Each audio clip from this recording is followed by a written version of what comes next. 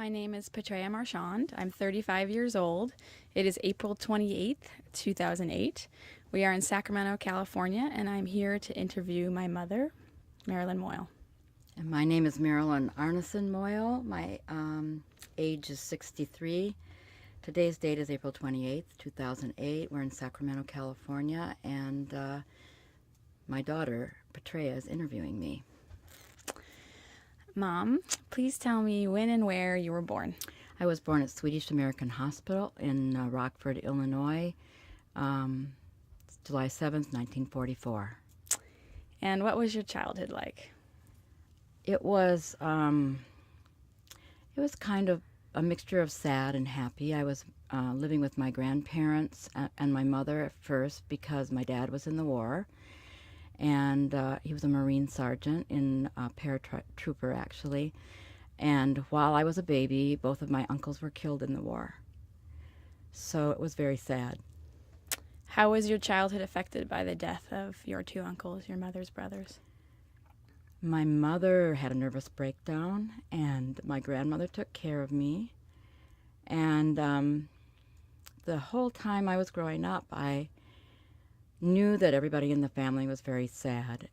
And I asked them if the war was responsible, and they kept denying that that had anything to do with it.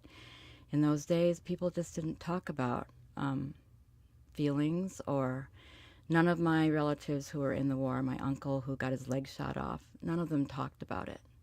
They just made jokes and looked on the positive side of life as much as they could to get over it. How did the deaths of your uncles and the experiences of some of your other relatives during World War II shape your view of the world and of war in general?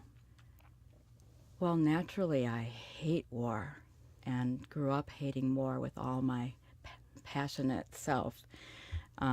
Also, I understood that in those days it was men who mostly died in the war, and so I didn't feel sorry to be a woman because I figured I would never have to go to war. It's different now because women do go to war, but in those days we didn't think we ever had to do that, and we were lucky.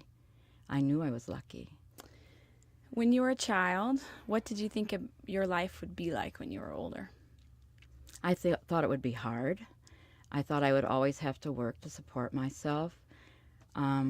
Because my dad was a laborer and was out of work most of the winter because he did outside construction work, I knew that you couldn't depend on a man to take care of you. And all of my aunts and my mother all had jobs. My mother was a secretary. One of my favorite aunts was a teacher.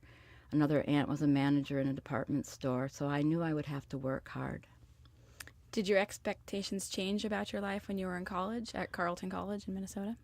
Absolutely. It was a whole different world. I had an opportunity to live with my English professors because I took care of their two young daughters and their pets when they went away.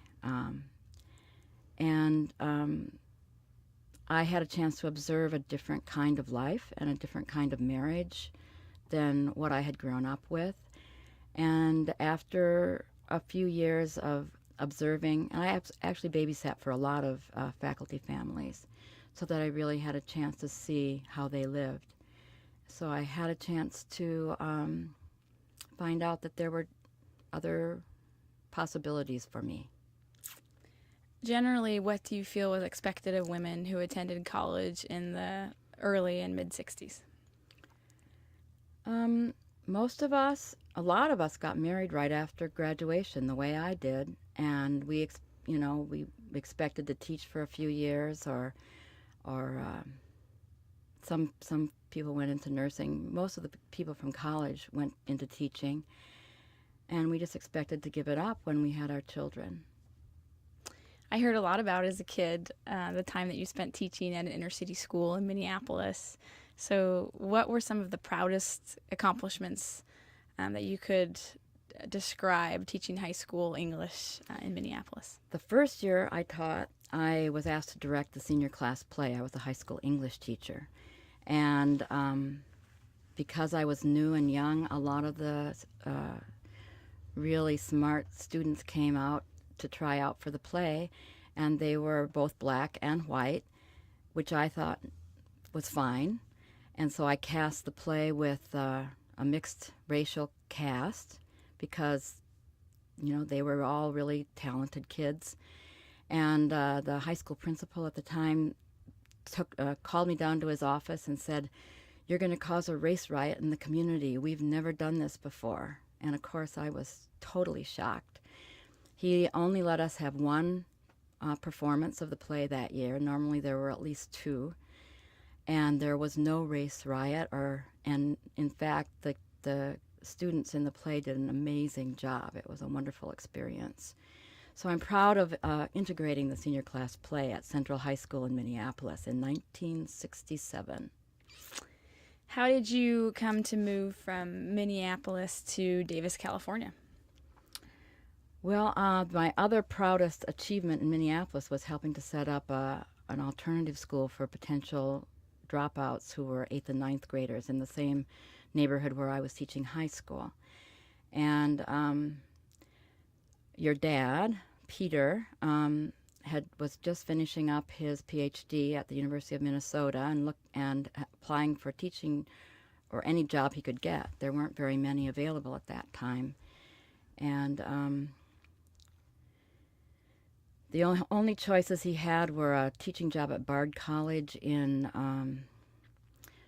New York State and a teaching biology at Fresno State in California, neither of which places I wanted to go. I really wanted to stay and stick with this alternative school that I had helped start up because it was a very exciting experimental school. But I, after crying a lot, followed your dad to Fresno and had to go back to school to get my California teaching credentials, which I did.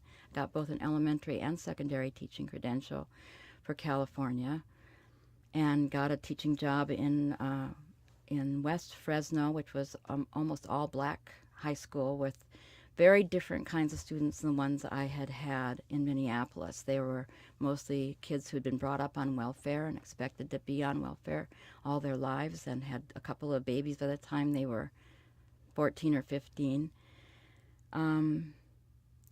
But I kind of liked being there, and I thought, and I got pregnant expecting to stay there, and thought, well, I can bring my baby and we can talk. I can talk to these girls about their babies and, maybe help them raise their standards a little bit. And then your dad got invited to start a fisheries program at UC Davis right after I was pregnant and had all my plans made. So I cried again and didn't want to go. But that's how I came to Davis. I was pregnant with you. I know, obviously, you had me shortly after you came to Davis, and then my brother, Noah, a year and a half later, and that made it difficult to start teaching again. Do you ever wish that you had continued teaching after arriving in Davis? I always wanted to be able to keep teaching, but our schedule was so hectic with graduate students and people coming over for dinner and staying for a week at a time, and also Noah, when he was a baby, was really difficult. He had tantrums and nightmares and needed a lot of extra support and stability and structure. And I just decided that, and I think your dad needed the same thing, because every time I tried to get too busy and start moving out in my own direction, he got very stressed. So after a while, I just forgot about what I wanted to do, and with the help of counselors, decided to accept that this was as much as I could do and to try to do the best I could. Well, I can say as a new mother myself that it's a Herculean task to raise two kids, and I appreciate everything that you did for us when we were small. I know that it got even harder for you when Noah got sick as a sophomore in college and eventually was diagnosed with schizophrenia. So, but before Noah got really sick, what did you enjoy most about raising children? The first few years were really hard, the 24/7 diapers and being alone a lot because your dad was gone 4 or 5 months of the year doing research out in the field on freshwater fish. I didn't enjoy that very much, washing diapers every day and being alone. But after you were a little bit older and in preschool, and I was able to get out more and meet people and started getting involved with the art community and making really good friends, I started to enjoy watching you grow and learning so many things, especially when you started reading and being able to play funny games and playing with each other and being really silly. And you were both so equal and so bright. It never occurred to me that I would ever have any problems with either of you, that you were both going to be healthy and strong. And so I was really, really happy about that, and happy to be able to give you the extra things like our trip to Sri Lanka and opportunities to be with really interesting people from a lot of different countries that I hadn't had when I was growing up in a pretty much totally Scandinavian extended family environment. So those years when you were in elementary school were like a very special world where we had our own little bubble, which I worked hard to maintain. So I'm very glad that I was able to do that. When did you first sense that something was wrong with Noah? I knew when he was a baby or a little boy that something was wrong, but everybody told me, oh no, he's just bright, he just has a lot of energy. And I knew a lot of the people who were psychologists in town, and I didn't really think they were that smart. So I thought, since I'd worked with kids with emotional and learning disabilities, that I could pretty much handle it myself. And I did. But I always knew that he was more vulnerable and more fragile, potentially, than you were. As a sister, I obviously didn't know that there was anything wrong with him until he had a breakdown in college. And that was an extremely shocking experience for me, and must have been even more so for you, since you were dealing on a day-to-day basis with trying to understand the illness and to help him. And so could you describe your early experiences dealing with his illness at the stage where he was, I think, a sophomore in college? He came home. After his freshman year at Lewis and Clark College, he went on. He worked at a salmon hatchery in Alaska, in Sitka, Alaska, that was run by one of your dad's former graduate students. And he spent the whole summer slicing salmon open and for their eggs, and so, which is what they do in the hatcheries. But then he also had the experience of being able to go fishing in Alaska and experience the environment. But when he came home, he had this look on his face, this sort of angry look, and a sort of as if there was a dark cloud hanging over his head, which was a worry. He went back to Lewis and Clark. He'd done very well his freshman year at Lewis and Clark, but about the middle of his first quarter of his sophomore year, he started to behave strangely. Started going to the library, looking at psychology books, and decided on his own that he was schizophrenic. And he came home for after the quarter was over, and had been preparing to go to Kenya on a study abroad, because he was such a gifted writer that they were letting him go on the study abroad a year early, because usually only juniors did that. Our family doctor knew that something was going on, and he'd been in the Peace Corps in Kenya. He invited us over to his house and talked to Noah. Said, I don't think this is a good time for you to go to Kenya, because there's a lot of turmoil in the country, and maybe you should wait a while. Well, Noah was determined to go, even though at that time he was just sort of crying, and he wasn't acting psychotic, but something was wrong. And the doctor knew, our family doctor who'd known him since he was born, knew something was wrong, but didn't want to scare him. But he couldn't convince him to stay home. So he went on this study abroad in Kenya, and it was a 5-month program, and then he was going to travel afterwards. But 4 months into the program, the professor in charge sent him home.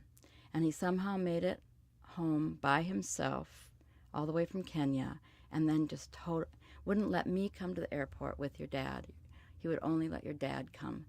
And when he came home, he just started screaming at me and being angry. And he'd go in his room, and then he'd come out every few minutes and scream at me some more. And that's the way it was for a couple of years. And we found a psychiatrist in Sacramento recommended by our family doctor who wouldn't talk to us because Noah wouldn't let him talk to us, who said he didn't think it was drugs. That had caused this behavior. I thought maybe he'd been given something in Kenya that had caused him to become ill. But he went to see the psychiatrist for a couple of years and was at that time even able to drive himself to his appointments after a certain period of time. But Noah wasn't willing to admit that there was anything wrong with him. He just took all of his anger out on me to the point where it was at times dangerous, and he was waving knives around in the kitchen. And I had a counselor, and all she could tell me was, lock yourself in your bedroom with your phone and have an escape plan in case he comes after you. Because until someone in this state does something to hurt themselves or someone else, there's nothing you can do. So I've lived through that, and I know and I had to protect myself. And when I work with other families now, mothers who are in the same situation, the first thing I tell them is you have to protect yourself first. And because I've had this experience, I can be helpful to those people who are going through it for the first time. You mentioned that it was years before he was diagnosed, before he actually asked for help. And during that time, it was extremely difficult for you because, and I remember this too, that he painted a very different picture of our childhood than I recalled, and I couldn't understand why his brain was telling him that things had happened that hadn't happened, and why his recollection of this wonderful, incredibly enriching, nurturing childhood that I had was so different for him when we had shared everything so closely. And I knew that something was wrong with him because his recollection was so different. But I also know that you tried to shield me from a lot of what he was going through, and that because Dad worked a lot, that you were the one who was at home with him, and that you were the one dealing with his illness most of the time. What were the challenges during those years, and I want to emphasize years, to getting the support that you needed? Well, first of all, Noah's first psychiatrist told me not to talk to anybody about it, because if anybody found out that he had this problem, he might never be able to get a job, and because of stigma at that time, and still is, very, very strong against people with mental illness. So I was totally isolated. I didn't have anybody. He told your dad and me to find somebody to talk to ourselves, and we did. We found somebody at a place in Davis called Omnibus. I didn't like anything that this guy told us. He said, send him to Sacramento, get him out of Yolo County. I couldn't do that. I felt like I needed to keep him close to me where I knew what was going on. So basically, at that time, I had just joined the Lutheran church in our neighborhood again, because my dad had died, and on his deathbed had made me promise to go back to the real church, which is Scandinavian Lutheran Church that I was brought up in. And I went to a very early morning Bible study. It was at 6 a.m. once a week. And there was a small group of people in that group, including our interim pastor, who was young, really good guy. They were finally, I had to tell somebody what was going on at home and how I felt threatened. So they were the only people at first who knew what was happening. And that young pastor came over to the house one time on the pretext of borrowing a book so that he could take a look at Noah and see what he looked like. And he and his wife had been helping a young man with bipolar disorder. He took one look at Noah and said, I think he has bipolar disorder. Well, his psychiatrist had never mentioned that phrase to me, ever, in 2 years that we'd been paying him $800 a month to see Noah. So he'd been assuming that it was something that could be solved through counseling and therapy. Right, that he'd maybe grow out of it or whatever. And of course, that's what we wanted to believe. We wanted to believe that maybe it was culture shock from his trip to Kenya, or it was some intense sophomore slump, because he always went through all those transitions more intensely than most kids do. So the pastor, or the interim pastor said that he might have bipolar. Right. And finally, Noah's behavior became so dangerous that a friend of his from who was living in Portland that he'd met at Lewis and Clark, who also had a case of schizophrenia but was managing it, invited him to come up and visit her. And she was going to connect him with her psychiatrist, and her dad was going to get him a job.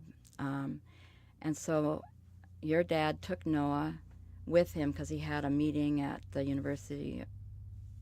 He had some kind of a meeting up there. So he flew up there with Noah, left him with his friend. He was only supposed to stay a week. As soon as Noah got to his friend Ann's house, he called and said, "I'm never coming home again." And that was the beginning. Well, after about a week and a half, she kicked him out because he was behaving as badly for her as he had been to me, and potentially threatening to destroy things in her home, too. So she kicked him out, and he had a lot of friends who lived in Portland, and his cousin Eunice was living in Portland at that time, and he kind of went from one friend to another until they all kicked him out. And your dad and I went to Sweden and Norway. We'd given him money to get an apartment and a job. He said he was going to get a job. When we came back, we found out he was missing, and that was the beginning of about 3 or 4 months of homelessness, and we didn't know where he was. Every once in a while, someone would find him, and finally, he turned up at his friend Ann's at the end of the summer without shoes, without any of the possessions he'd gone up there with. He'd lost his passport. He'd lost all of his money, and he was completely delusional. And she called us, and your Uncle Joe went up to get him. Sorry. And Noah somehow convinced them that he was well enough to go back to school, and they thought at that time that the reason he wasn't doing well because he hadn't had enough military discipline in his upbringing. So that I gave them money to buy him clothes. I gave them money to pay for the food that they provided for him. They took him back to school, thinking that, the school would take care of him. After 3 weeks, we got a call from Lewis and Clark College asking your dad to come up and get him, and they were going to give him a choice of either being kicked out or getting a medical discharge. And at that point, he was so delusional. He thought he was smarter than any of the professors there. He wasn't going to classes.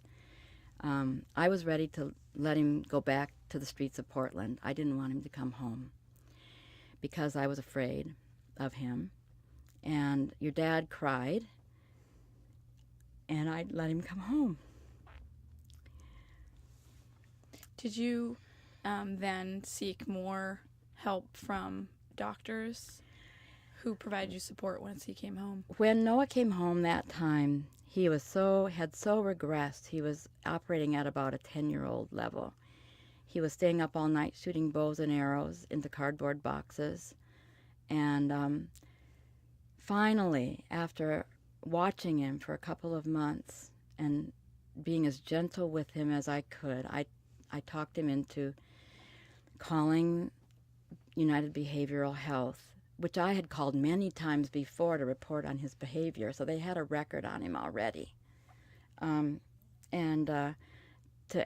to say that he wanted to be admitted to a hospital, because he was by that time 20-something years old, and I couldn't make him get treatment. He had to voluntarily. Because that's California law, right? I think it's law everywhere. So he went to Sutter. They sent him to Sutter Center for Psychiatry, and your dad and I took him there. He signed himself in, and there were no doctors authorized by our insurance to provide for him. It was a weekend. So he sat there for a whole weekend without getting any observation or help. And we came every day and checked to see what was happening. It was the most frustrating experience. But we had contacted a local psychiatrist who worked with children and adolescents at Sutter Center for Psychiatry. He happened to see us there, and we were going to have to wait 2 or 3 months for an appointment with him. Once he saw Noah in the hospital, as soon as Noah got out, he started meeting with us. And he had an office in the Cal Aggie Christian Association house on Russell Boulevard, just a few blocks from where we live. We went to see him at least once a week for a couple of years, and he was very helpful, very expensive, because we had to pay for it out of pocket. Was Noah on medication at this point? He started him on Depakote and some other medications, which turned him into a zombie, basically. But that was the first time he was on any medication, and the first time that any doctor gave him a diagnosis for a mental illness. And what was good about Lon Gottschalk was that we were able to meet with him, with Noah, and he modeled for us ways of communicating with Noah that, because we didn't even know where to begin to reach him. He was so withdrawn. He would go to the meeting and he'd have his sweatshirt pulled up to his eyes, and Lon would call him Mr. Turtle Man and make jokes, and and every once in a while he'd be able to get a response out of Noah. And gradually, your dad and I kind of learned some skills for communicating with him. But the medication was I think it was way too much, and it made him way too lethargic. And after a while, at the same time, I started getting involved with NAMI YOLO and meeting with other people. Which is the National Alliance for the Mentally Ill in Yolo County. And finally coming out of my isolation and letting people in the community know what we were going through, because I was desperate. And then I started hearing other people's stories, and got to know Melissa Colati. Took Noah to the potlucks. He was willing to go with me. And after a few years of that, I went on a church retreat and came home and realized that Noah was not getting better staying at home. In fact, he was getting worse. He was not complying with his medication. He was drinking a lot of coffee,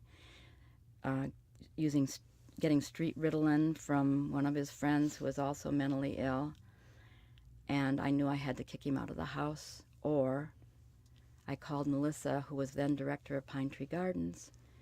She said, I have a bed. He can come right now. I think I can work with him and I can work with you, because we'd gotten to know her. And I gave Noah the choice. He could be homeless again, or he could go to Pine Tree Gardens.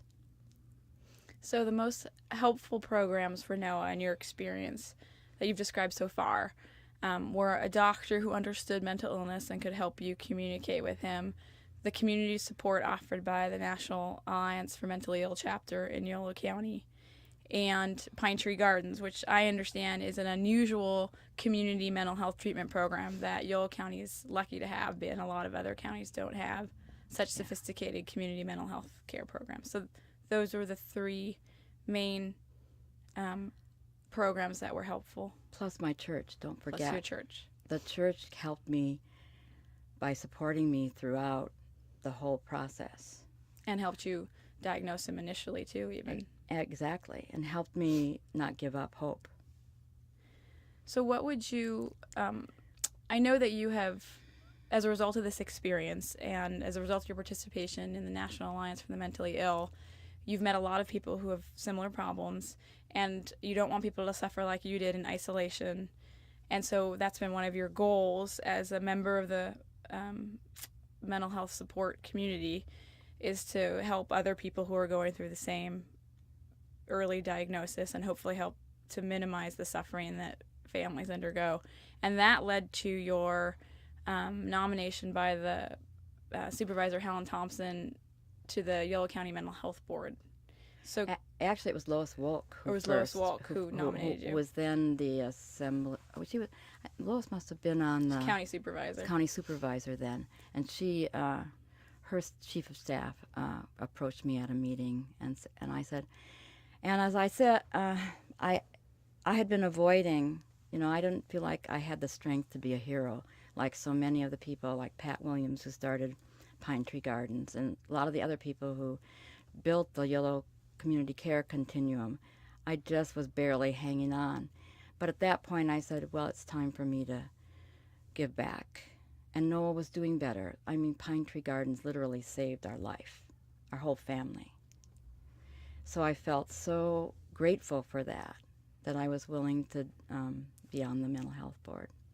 So tell me about some of your work on the mental health board and your role. I know, since I work for Yolo County, that one of your major achievements is being able to understand the county system and describe and interpret the county mental health care system to consumers of those services and their families.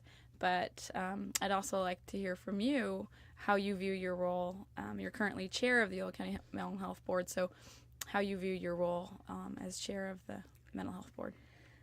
It's frustrating because we don't really have much power. We're a legislated advisory board.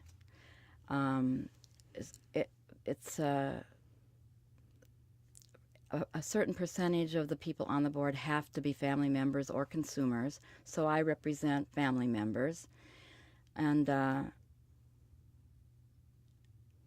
yet we don't really have much power. It's the professionals and the supervisors who make all the serious decisions. So one of the things I'm trying to do as chair is figure out what the board can do, and I think one of our potential abilities is to work to develop a really strong community volunteer network, which would work with the county in a more professional way and work under the county's liability insurance so that volunteers could transport clients to appointments and programs or community events so that they won't be isolated. We're in a huge budget crisis, and a lot of the programs that help clients who are not in crisis, who are in maintenance, are going to be cut because of the lack of funds. That's where I think the community can step in, and so I'm working with, I want to get something organized with the faith community, with senior centers, with the fire department, with the police department, get more training for all community members in how to deal with the mental health clients who live in their communities, because more and more of these people are living in apartments and residential treatment centers in the community. And we need to get neighbors educated so they're not afraid. Most of the people who are living in these situations are the sweetest people you'd ever want to know. My own son, your brother, has become a tremendous help to me, as you know, and to you. He's, I never dreamed that he would be so happy and so productive as he is now. He's still disabled. He's not the person that he thought he could be or that we thought he could be. But he's got friends who understand his illness, who also share the same kind of upbringing, professional parents with, college education, these clients. So he has people who understand him and who he can be friends with, and he feels useful to the community because he's on the work crew. I want that for everybody, for every family. I want them to be as lucky as we've been. What would you like to see transformed about the mental health care system?